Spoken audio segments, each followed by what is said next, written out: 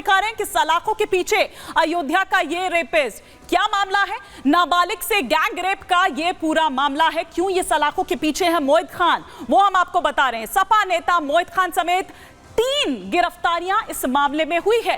नौकरी दिलाने के नाम पर नौकरी का झांसा दिया गया था और नौकरी दिलाने के बहाने गैंग रेप किया गया। बकायदा उसका जो अश्लील वीडियो है वो बनाकर उसको धमकाया गया कि अगर तुमने किसी से कहा, अगर तुमने कहीं शिकायत की तो फिर ये देखिए ये वीडियो वायरल कर दिया जाएगा। नाबालिग बेचारी चुप रहती है, लेकिन जब नाबालिग प्रेग्नेंट हो जाती है उसके बाद ये खुलासा होता है। वो अपने घर वालों को ये बात, इस पूरे मामले के बारे में जानकारी देती है और मामला तूल पकड़ने के बाद इस पर एफआईआर होती है। लेकिन एफआईआर होने में भी कई घंटे लग जाते हैं।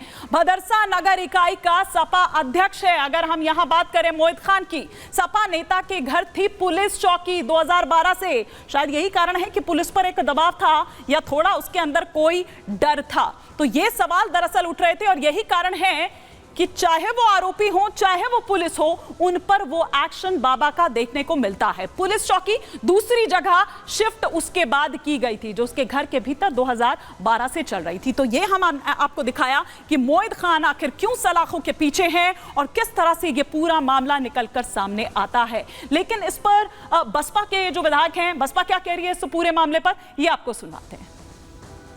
हमें इस बारे में बहुत जानकारी नहीं है। मुझे ये पता चला एक छोटी लड़की के साथ ऐसा हुआ है। जिसने भी किया है, चाहे किसी भी जात का हो, इससे नहीं मतलब, उसके साथ सख्त कार्रवाई होनी चाहिए। और हम लोग यहाँ पर आए हैं क्योंकि गरीब महिला है, इनके पास आप देखिए किस तरीके घर है। अभी तक इनको पैसे से कोई सहायता नहीं दी गई है। चलिए देर आए दुरुस्त है, कम से कम गिरफ्तार किया, नहीं तो लीपापोती लोग कर रहे थे इसमें। अभी तो मुझे लोगों ने, गांव के लोगों ने यहाँ पे ही बताया लोगों ने कि किस तरीके से प्रयास किया गया कि उसका नाम निकल जाए, लेकिन नाम नहीं निकला, गिरफ्तार हो गया। ये बड़ी अच्छी बात है। अगर समाजवादी पार्टी का पदाधिकारी तो एक्शन तो लेना चाहिए उनको, उस पदाधिकारी के ऊपर। मुझे लगता है उसको निकाल देना चाहिए या कुछ ना कुछ होना चाहिए, उसकी कार्रवाई जरूर होनी चाहिए। तो सुना आपने क्या कह रहे हैं बीएसपी के जो पूर्व विधायक है। लेकिन इसी मामले पर और विस्तार से हम बातचीत करते हैं। हमारे सहयोगी अजय दुबे इस वक्त हमारे साथ जुड़ चुके हैं। और अजय, दरअसल कल जिस तरह से विधानसभा में गरजे मुख्यमंत्री योगी आदित्यनाथ और जिस तरह से एक्शन लिया गया, उन्होंने ये बता दिया कि कितने व्यथित वो हैं, कितने गुस्से में वो हैं। लेकिन साथ ही साथ महिला अपराध के खिलाफ, महिलाओं के खिलाफ अगर इस तरह के अपराध होते हैं तो 0 टॉलरेंस की नीति, कोई सद्भावना नहीं चलेगी, सीधा बुलेट ट्रेन चलेगी। मुख्यमंत्री ने 0 टॉलरेंस की नीति महिला सुरक्षा के मामले में बहुत पहले से ले रखी है। मुख्यमंत्री बनने के बाद जो शुरुआती सबसे फैसले थे, उन फैसलों में जो रोमियो स्क्वाड है उससे जुड़ा हुआ फैसला बहुत महत्वपूर्ण था। इसी कड़ी में कल के दिन जब वो अयोध्या के मुद्दे पर बोलना शुरू करते हैं तो अपने पुराने तेवर, पुराने अंदाज में जो एक मुद्दा है जिसको लेकर बेटियों बहनों को लेकर जो उनका आक्रामक अप्रोच है वो दिखाई देता है। इस मुद्दे को लेकर सीधे सीधे समाजवादी पार्टी पर हमला लेते हुए दिखाई देते हैं। समाजवादी पार्टी का जो वो पदाधिकारी है जिस पर भी आरोप है, लिखित एफआईआर में उसके ऊपर आरोप है, उसको लेकर हमला करते हुए समाजवादी पार्टी पर दिखाई देते हैं। और इसके अलावा लखनऊ में भी जो छेड़छाड़ की घटना हुई है, उनमें जिन लड़कों का नाम आया है उसको लेकर भी समाजवादी पार्टी पर हमला करते हुए मुख्यमंत्री दिखाई दिए। एक्शन सीधे तौर पर देखने को मिल रहा है। गिरफ्तारियां, दूसरे एफआईआर हुई, उसके अगले ही दिन गिरफ्तारियां दोनों हो गई थी, जो मुख्य आरोपी है। उसके अलावा जो लेकिन पहले हम फोकस अयोध्या पर रखते हैं अजय। लखनऊ पर भी आएंगे क्योंकि अयोध्या टू लखनऊ हम बात कर रहे हैं पहले, लेकिन हम अयोध्या की बात करते हैं क्योंकि देखिए आज वो जो पीड़ित है उसकी मां से भी मुलाकात की मुख्यमंत्री योगी आदित्यनाथ ने। उससे पहले जो रमाकांत हैं वो वहां पर गए थे और उन्होंने कहा कि भाई आपसे योगी जी मिलना चाह रहे हैं।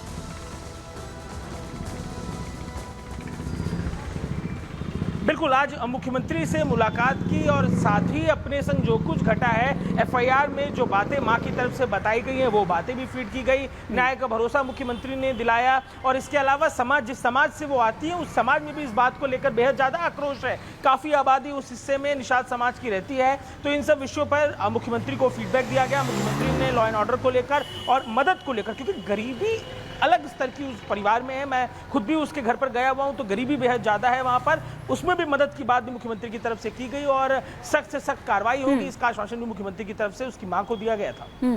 ठीक है अजय, लौटूंगी मैं आपके पास, लेकिन जिस तरह से एक्शन की यहाँ पर बात हो रही है कि किस तरह अयोध्या गैंगरेप मामले में एक्शन में हैं योगी जी, वो हम आपको बता रहे हैं। मैं लौटूंगी अजय आपके पास, लेकिन बात यहाँ पर ये भी कर रहे हैं कि अयोध्या गैंगरेप पीड़ित की मां से मुलाकात की मुख्यमंत्री योगी आदित्यनाथ ने और आरोपी मोहित खान पर कार्रवाई का पूरा भरोसा दिया गया है। मोहित खान समेत 3 जो आरोपी हैं वो सलाखों के पीछे इस वक्त है। तस्वीरें हम आपको दिखाते हैं, वो तस्वीरें भी उस वक्त सामने निकल कर आई लखनऊ से, जब वहां पहुंची जो पीड़िता की जो मां है, वो जब वहां पहुंची, परिवार जो उनसे मिलने के लिए यहां पर पहुंचा, ये इस वक्त तस्वीरें हम आपको दिखा रहे हैं। आरोपी मोहित खान पर कार्रवाई की जाएगी और पूरी तरह से जो मदद है वो परिवार को यहां दी जाएगी। कोई भी या कोई भी मदद की जरूरत है वो परिवार को जरूर दी जाएगी। ये उस वक्त की तस्वीरें हम आपको दिखा रहे हैं जब मुख्यमंत्री योगी आदित्यनाथ से मिलने के लिए पीड़िता की मां उस वक्त पहुंची थी। उससे पहले उनका संदेश लेकर रमाकांत बीजेपी नेता जो हैं वो वहां पहुंचे थे अयोध्या पर। लेकिन उससे पहले पीड़िता की मां ने क्या कुछ कहा, आइए आपको सुनवाते हैं। क्या मांगे आगे आपकी? जाए जो मदद करी है। गिरफ्तार कर लिया गया आरोपी को? हाँ, गिरफ्तार कर लिया है आरोपी के। क्या मांगे आगे आपकी? जाए जो मदद करी है। गिरफ्तार कर लिया गया आरोपी को?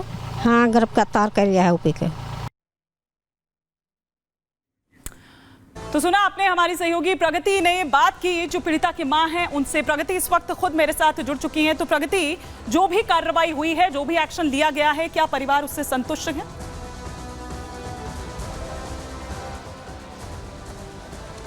बिल्कुल नहीं हिमानी, परिवार संतुष्ट नहीं है। जब हमारी आखिरी बार परिवार से बात हुई थी तब पीड़ित की मां निकल ही रही थी मुख्यमंत्री योगी आदित्यनाथ से मिलने। मुख्यमंत्री योगी आदित्यनाथ ने उन्हें मिलवाया था, उन्हें मिलने के लिए बुलाया था, जहां पर उनकी कई बातें हुई हैं। उन्हें आश्वासन दिया गया है कि हर मदद पहुंचाई जाएगी। जब हमने उनका घर देखा था, आप यकीन नहीं करेंगे, वो जो गरीबी की बात कही जा रही थी, मायूस बेबस हालातों में वो लोग रह रहे हैं, उसके बावजूद इतनी बड़ी घटना को अंजाम दिया गया और 30 घंटे तक तो एफआईआर भी दर्ज नहीं हुई थी। हालांकि पीड़ित की मां का कहना है कार्रवाई हो गई है, लेकिन सख्त से सख्त और कार्रवाई हो।